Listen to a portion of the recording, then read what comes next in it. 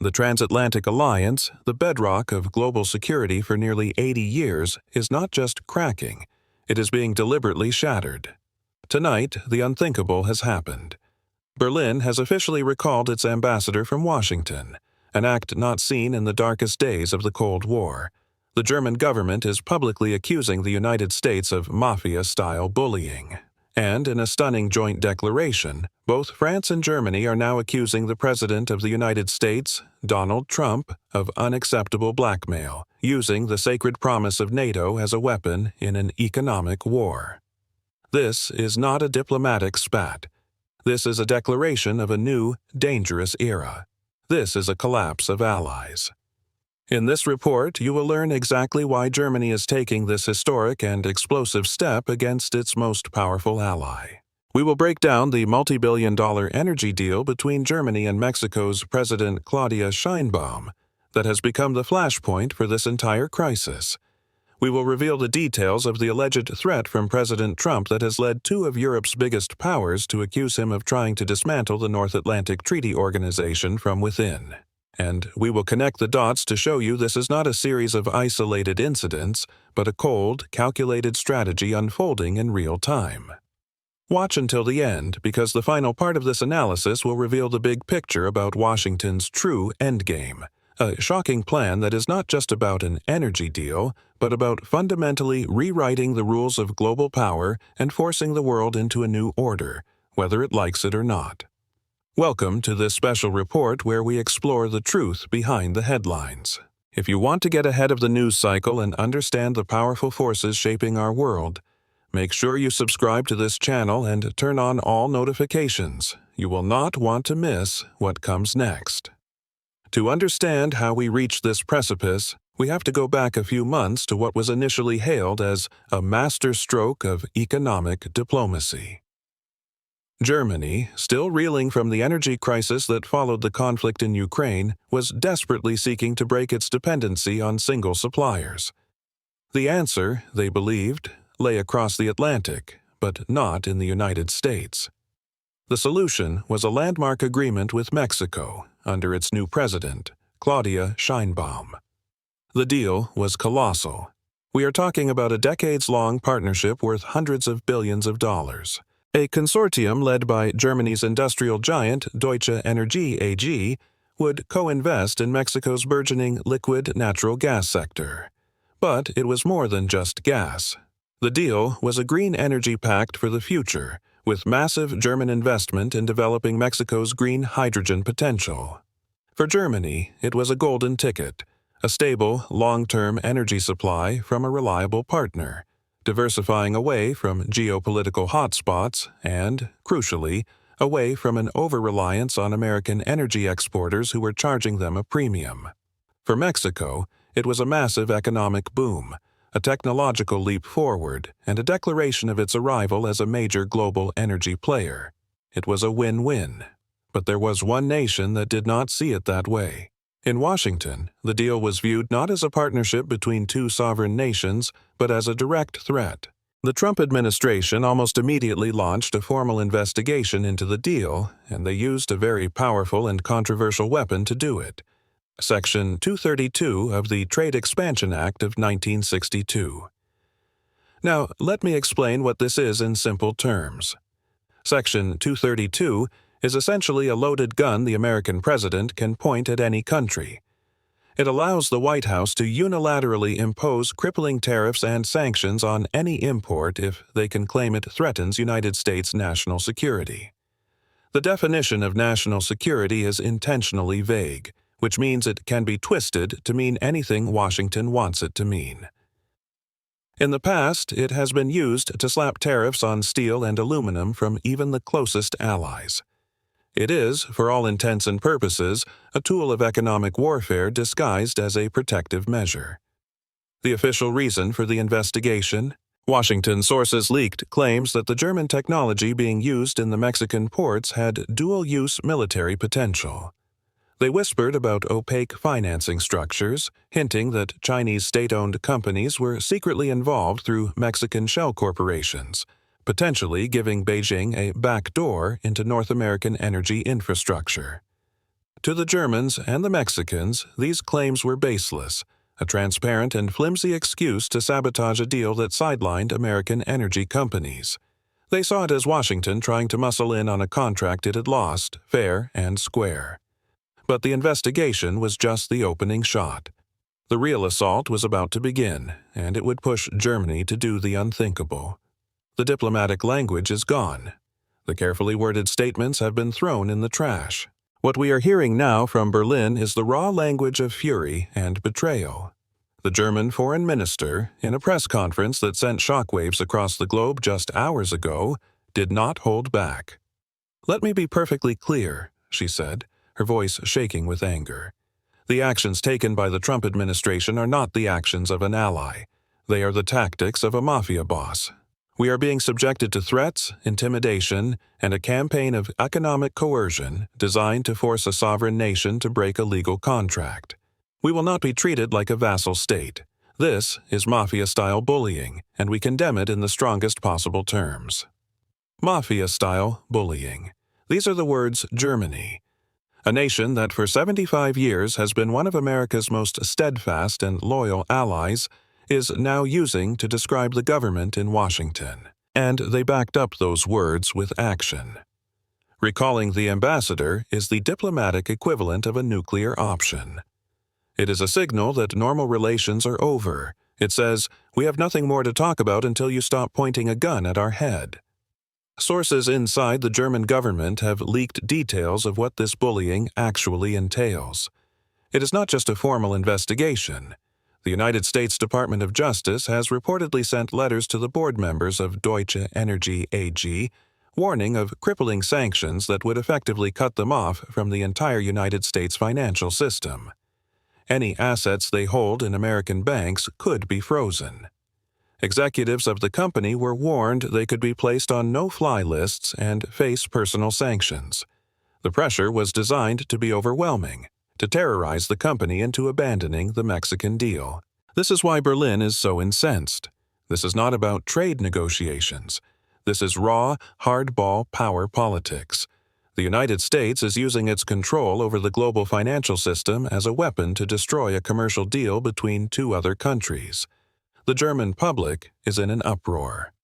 On social media, the hashtag Berlin bleibt stark, Berlin stays strong, is trending #1 worldwide. This evening, thousands of protesters have gathered outside the American embassy in Berlin, burning American flags and chanting slogans demanding an end to what they call American economic imperialism. A deep-seated anger is boiling over, a feeling that Germany's post-war loyalty has been repaid with contempt and extortion. And this feeling is not confined to Germany. It is being echoed just across the border in Paris.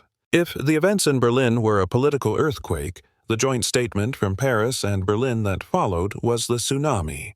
This is where the crisis escalates from an economic dispute into a fundamental threat to the entire Western security structure. The French president and the German chancellor released a shared declaration, and its language is a direct assault on the American presidency. They accuse President Trump of blackmailing NATO. Let's be very clear about what that means. According to high-level European officials, in a recent conference call, President Trump delivered a blunt and brutal ultimatum to his European counterparts. The message was allegedly this: "This deal between Germany and Mexico is a threat to America's economic security, and our economic security is our national security. If you go ahead with this deal, you cannot expect the United States to honor its commitments under NATO's Article 5.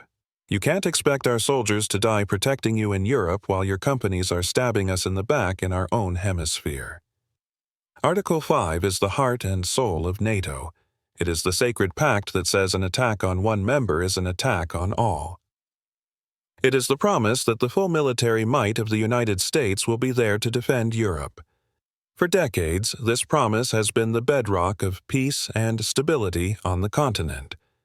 What Trump is being accused of doing is turning that sacred promise into a commodity for sale. He is turning a security alliance into a protection racket. The message is simple: obey our economic demands, or your security guarantee is void. A senior advisor to the French president was quoted by Le Monde newspaper today saying, "This is an existential moment for Europe." The President of the United States is attempting to blackmail us. He is using the safety of our citizens as a bargaining chip to benefit American corporations. This is unacceptable. It is a perversion of the alliance. If this is what NATO has become, then NATO is dead. For years, Trump has been vocal about his frustration with NATO members, particularly Germany, for not meeting the defense spending target of 2% of their economy. But this is a terrifying escalation. This is no longer about allies paying their fair share for collective defense. This is about demanding economic and political submission in exchange for that defense. It confirms the worst fears of many in Europe, that for the America First doctrine, alliances are not partnerships.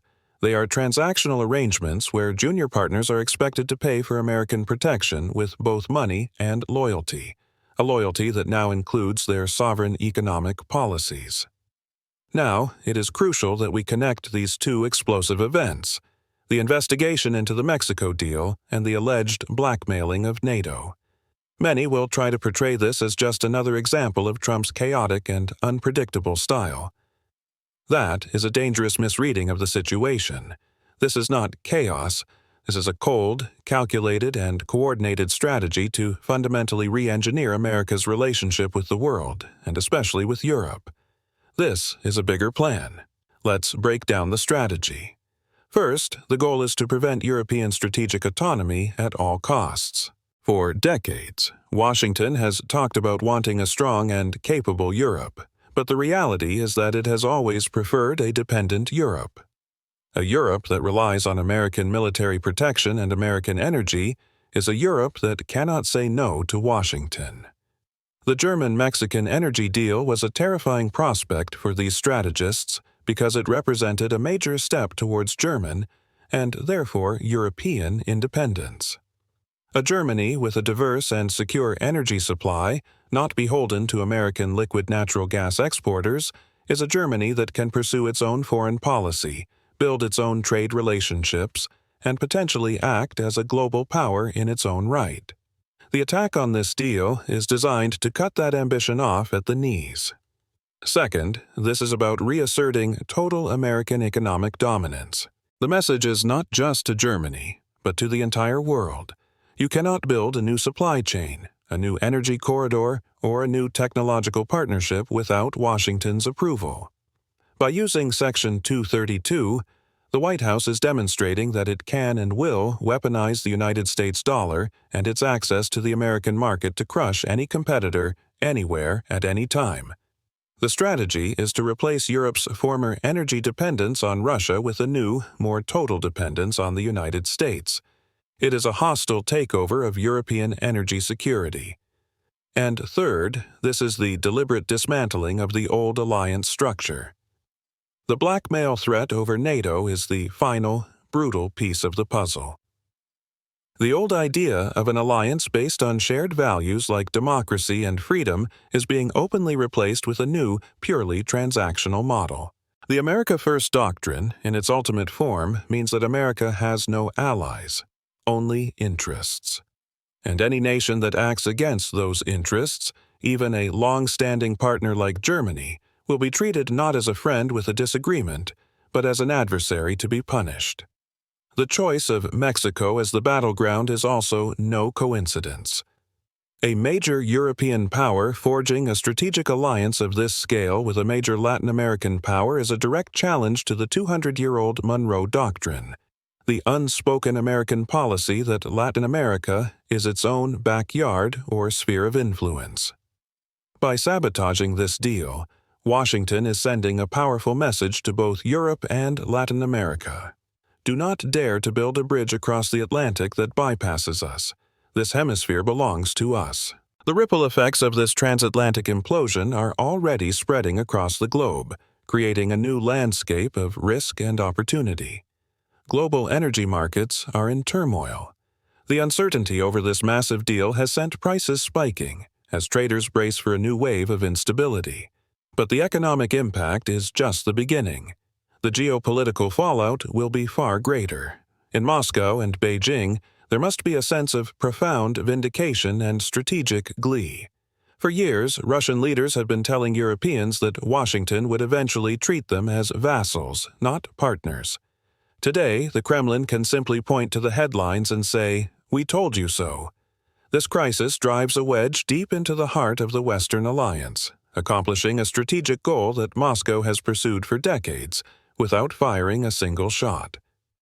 For China, this is a golden opportunity. As the United States is seen as an unreliable and coercive bully, Beijing can present itself as the exact opposite, a stable, predictable, and respectful partner.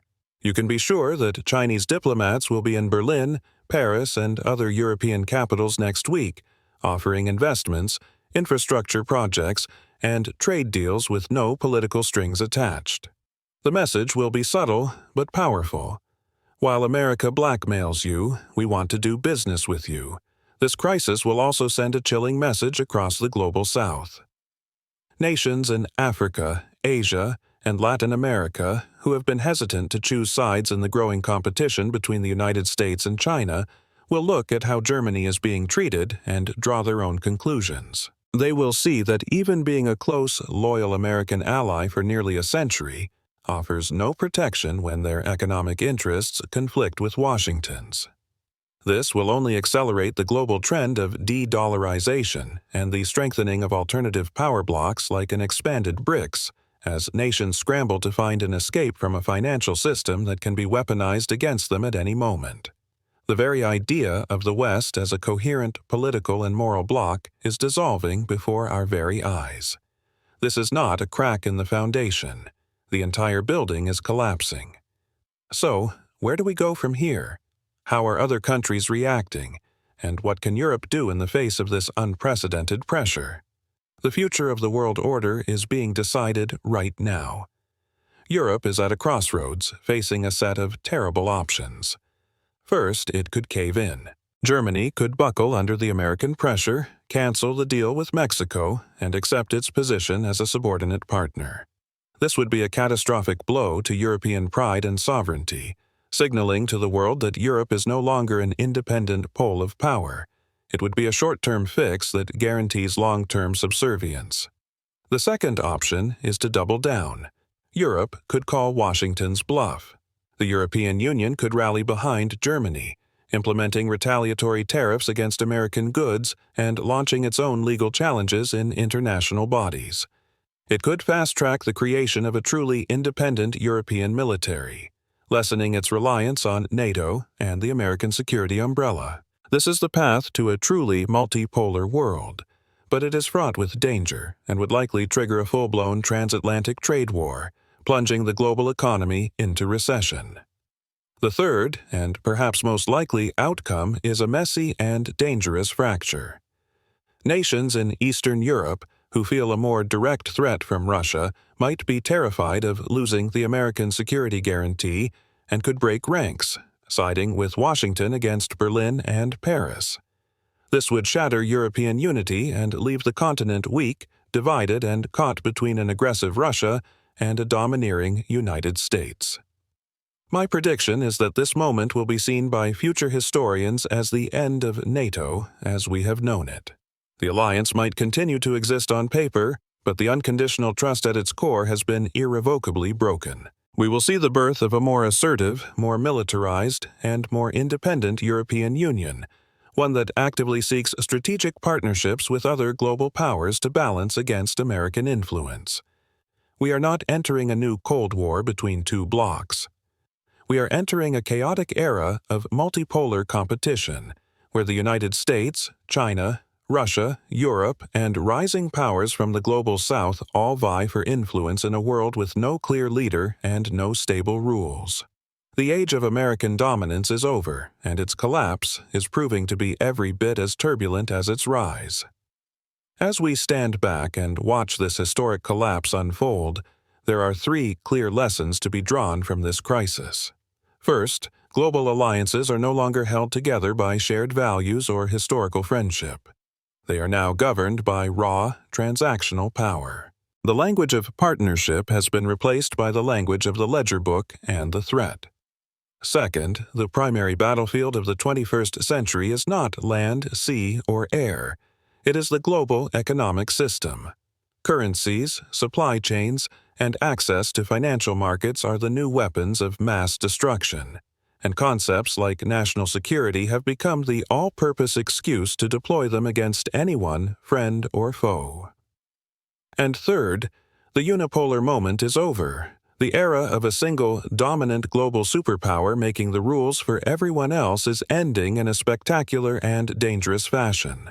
The world that will emerge from these ashes will be more fragmented, more competitive, and far less predictable. So, the question we are left with is this: is this the desperate lashing out of a declining empire terrified of losing its grip on power? Or is it a brilliant, if ruthless, strategic masterstroke to truly put America first by subjugating its allies? And more importantly, what should Europe do next? Bend the knee and accept its new role, or finally find the courage to stand on its own 2 feet, whatever the cost? Let me know what you think in the comments below. If you found this analysis insightful, please like this video, share it with others who need to see it, and subscribe to the channel so you do not miss our ongoing coverage of this developing global crisis.